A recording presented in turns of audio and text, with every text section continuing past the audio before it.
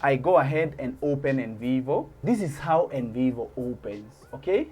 I'm going to create a new project and I'm going to name this project. We can call this deductive thematic analysis project, okay?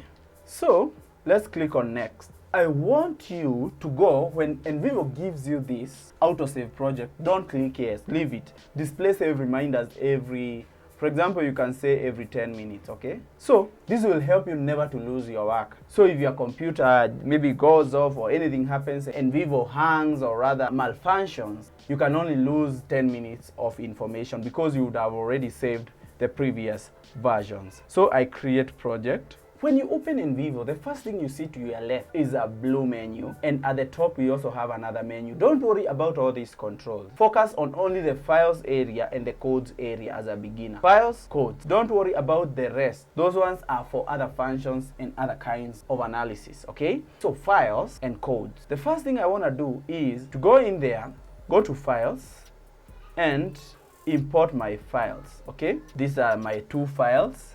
I click on both and click open and click import. So NVivo is now importing my two files, as you're going to see.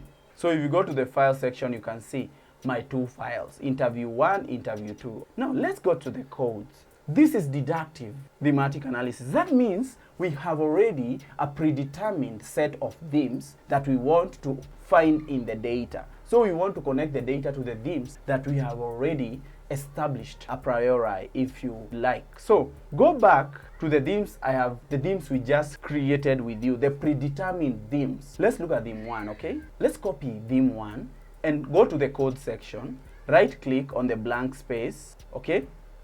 Create new code or Ctrl+Shift+N and paste the theme. I want to delete the colons because they can inhibit the formation of the theme. And before I even click again, I want to go and copy the description of that theme and go back to NVivo and put the description in there. So, and click OK. So the first theme, go to code properties. You can see it has a clear description. Let's do that for all the themes, okay? Let's go to theme number 2 again.